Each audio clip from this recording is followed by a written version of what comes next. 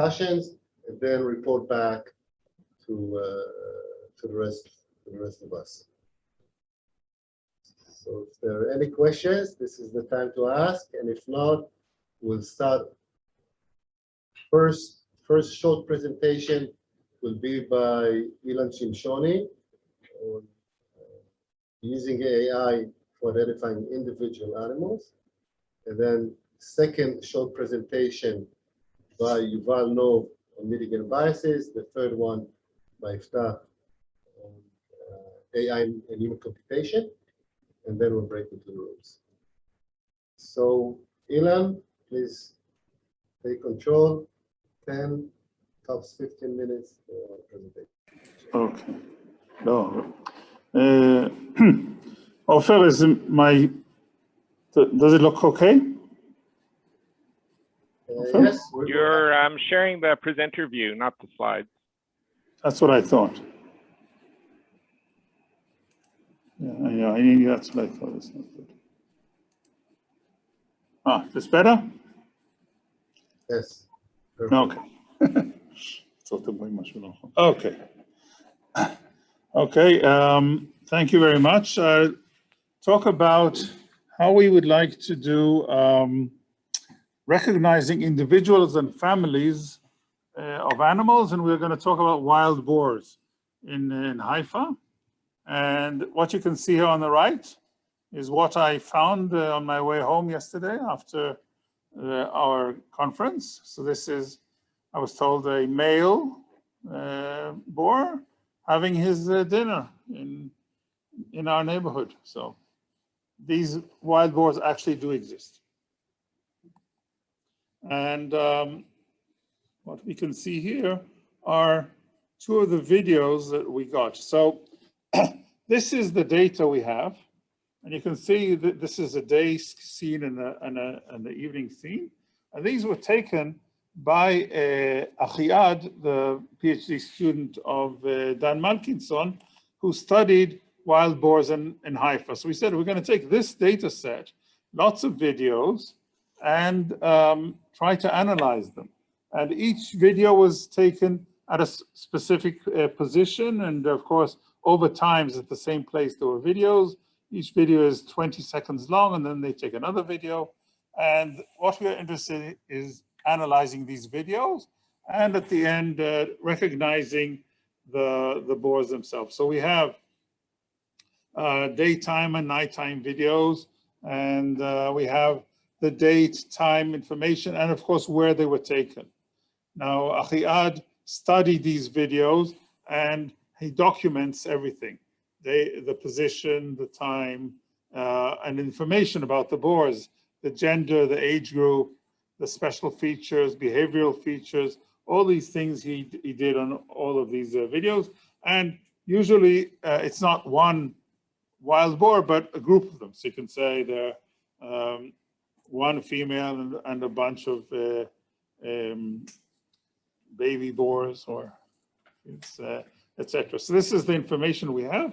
And can you say maybe just a few words about how Achiad was able to manually identify the gender and the age? And yes. Okay, yes. So about wild boars, one thing is that they stay approximately in the same place. So every day or every time he had videos from the same place, it usually was the same family. And it could be that they moved from one camera to the other camera, but basically it's the same time. It's quite easy to differentiate between adult males and adult females. The babies at the beginning have stripes on them, so maybe they could be recognized. Achiad couldn't recognize a specific baby one. He didn't get into that. Also, sometimes they have specific marks on them, scars, etc. That also could happen.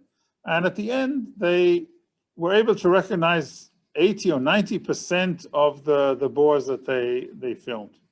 So our idea was, let's take these ideas and move them into an automatic system in order to try and do it as much as possible. So all we don't want to do is to replace Achiad with a computer. He doesn't seem to be worried, but that's what we're going to do. So, this is the pipeline of the stuff we would like to do. The first thing, we have videos or images, we have to label them. We have to label them as rectangles, which says it's a boar, it's a male, a female, a young boar, a baby boar, etc. That's the first thing, which is quite annoying. Why did it go that way? Sorry. Then we have to teach the algorithm, the system, to detect these boars according to these different classes. And the result of that is, first, of course, detecting the types of the boars that we said before. And we can also extract what I call deep features, which each boar that we find, we have deep features of them, which could then be used for comparing boar A with boar B to see if it is the same one or not. Now, as we have videos, we can also track these boars over from frame to frame. And if we do this correctly, then we have lots of images of the same boar together. And then when you'd like to classify them and say, all these images are of boar number 1 and all these images of boar number 2, then say which each one of them, is it a male or a female? And also, is this the same boar or a different one? That's the main thing.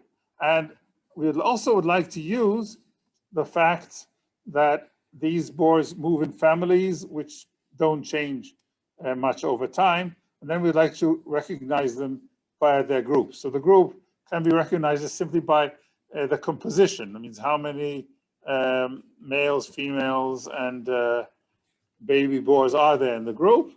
And of course, their position. So again, groups could move maybe from one camera to a nearby camera. That could be possible. And if we could, we'd also like to do is identify individuals. So we have, let's say, 2 images or 2 groups of images of 2 boars. And we'd like to say, is this the same one or not?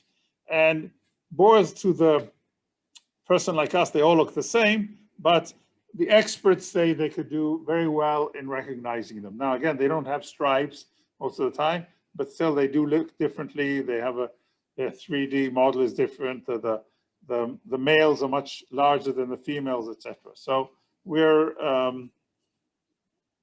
hopeful that we'll be able to do this. But the main combination will be individual identification with group identification together.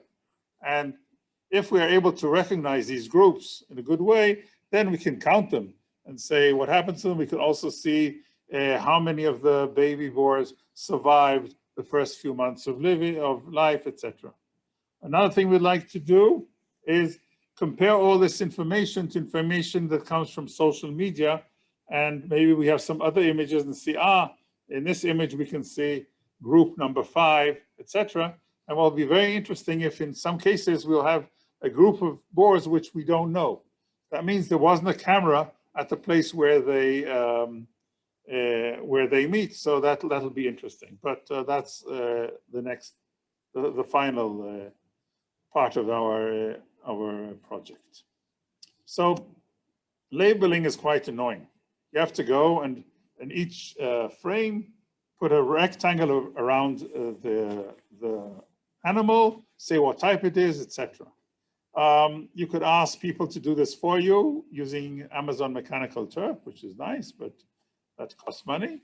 And what we would like to do is use existing systems which can do this. So for example, there is the Wildlife Insights AI system from Google, which is able to recognize various kinds of animals. And we could run this thing on images from our videos and maybe remove errors, but use all this information for training data. So the results of all this step will be, okay, the results of all this whole step will be labeled data, which we can then use for training the algorithm. So we can run the existing algorithms which exist, but what we'd like to do is train our own algorithms, because we will need to use the information that we find inside, and we need to use the deep features we want to extract. So we'll probably want to do one of those, and the result should be at least to recognize the types of boars. We said male, female, and young boars. So we'll have several classes of that. After this works, we can track the boars over the videos, and then we will able to get lots of images of the same boar, and each frame will be the same boar. We can track it over time, and all these images, all these rectangles are the same boar. So that's one thing.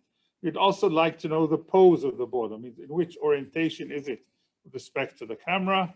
This whole thing can help us do our recognition, because usually when you want to match two boars, you want to take two images of boars which are in approximately the same orientation. Then we can do fine grain classification, which can be used to recognize the different types of boars.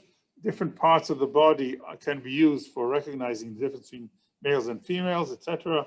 We could also use the spots for recognizing the infants, but usually what we're looking at are for special features. So therefore, we need to recognize these special features on the board to say if it's a male or a female, etc. We could also use deep features, which means each of these rectangles will be represented by these deep features, and then using them, we could recognize the different kinds of animals, and also use this for individual identification. The final part is, again, we try to match images of two boars, saying if they're the same or not. You could use facial recognition. People, of course, done it for people, but can we use it for recognizing boars? There have been some work about working on animals and not about not about apes and something like that, but not about boars. Nobody's done that. The identification depends on the pose of the boar. You have to compare two boars in approximately the same pose, and then do the family identification, which is looks like a social network for boars. That means they live in groups, and you can try to recognize the groups. And even if I recognize only one individual from the group, that then I can say that group A and group B is actually the same group, because I recognized one or two individuals. So of course we have to analyze, develop an algorithm which does it correctly with mistakes, statistical problems, etc. That's one of the main problems that we have here. And again, we take into account, as I said, the fact that the boars are always in very similar regions, and therefore they will not move much. They'll usually be within the same camera trap. They might move from one to one next to it, but not very far. All this information can be used by the algorithm in order to decide that this group and this group are actually the same group. And then as a result, we can count the boars. And the last thing, as I said in the beginning, we can take images taken by in social media of boars and try to recognize them. And then we might find families which we missed in our algorithm, because there were no cameras where these families live. So this is basically what we'd like to do. We'd like to take advantage of how much stuff which already exists, algorithms which exist, data sets which exist, so we can get as fast as possible to our real problems, which are detecting the male, female, and identification, and then doing, of course, the family identification step. Yeah, that's it, I think. All right, thank you, Ilan. And anyone who's interested in this particular problem, you're welcome in 2 more presentations in half an hour from now to join the room once we open the breakout rooms. That's titled Identifying Individual Animals. Thanks, Ilan. So our next teaser for